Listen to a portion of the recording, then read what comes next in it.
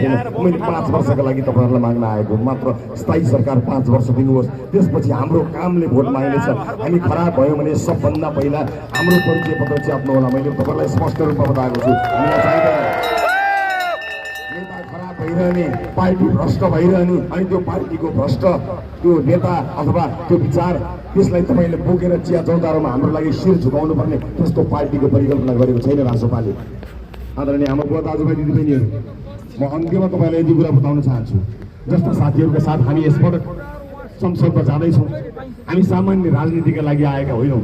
हामी यो देशको भाग्य र भविष्य बदल्नको लागि नेपाली जनतालाई जगाउनको निमित्त आएका हौँ। यस पटक 21 गते मतदान होइन, क्रान्ति गर्नुपर्छ। क्रान्ति। मलाई गोविन्दजी र सागरजीले जित्नुहुन्छ भन्ने कुरामा शङ्का छैन। म उहाँलाई जिताउन भनेर आएको होइन, यहाँ सबैहरू पुरा गर्नको निमित्त। यो अप्पल ठाउँ हो।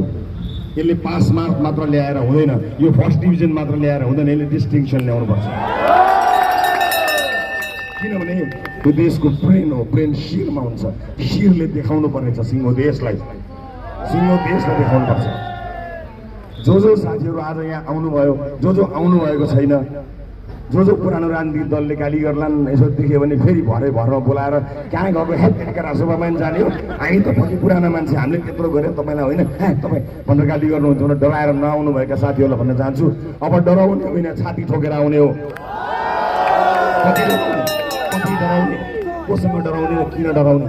देश बनाउन कसैसँग डराउनु पर्छ भने त्यो डर फालिदिनुपर्छ। म एउटा कुरा भनेर जान्छु, जो डराउँछ त्यसको लुक्ने ठाउँ हुँदैन। डराउने होइन, खुलेर आउने हो, खुलेर शानले भन्ने हो मैले त मेरो विचार परिवर्तन गरेँ, पार्टी त्यही बोक्नुहोस्, झन्डा त्यही राख्नुहोस्, नेता उसैलाई जिन्दाबाद भन्नुहोस्, भोट चाहिँ घन्टी नै हो। यो बाहेक अर्को विकल्प तपाईँले देख्नुभयो भने हामीलाई ल्याउनुहोस्, गोविन्दजी, सागरजी, हामी सबै त्यतै जान्छौँ। तर यतिखेर देशमा अर्को विकल्प छैन, अर्को विकल्प छैन। 5 वर्षको स्थायी सरकार चलाएर एउटा मौका, हामी राजनीतिभन्दा माथि उठेर निष्ठा नै त्यही हो। देशप्रतिको निष्ठा, कुनै दल वा नेताप्रतिको निष्ठा होइन। जसरी मैले भने आज तपाईँ यो चोकमा जम्मा हुनुभएको छ, 5 वर्षको स्थायी सरकार दिएर हामीले काम गर्न सक्यौँ भने, सकेनौँ भने मैले भनेको छु घन्टी बजाउन मात्र होइन, घन्टीले बजाउन पनि मिल्छ। त्यो बजाउने भनेको भौतिक घन्टीले आक्रमण गर्ने भने होइन, भोट नदिएपछि बजियो होइन। अहिले 2 तरिकाले बजाउन मिल्छ घन्टी, एउटा भोट दिएर, अर्को नदिएर। यसपटक दिएर बजाउनुहोस्, काम गर्न सकिएन भने नदिएर बजाउनुहोस्। घन्टी त बजाउने नै हो।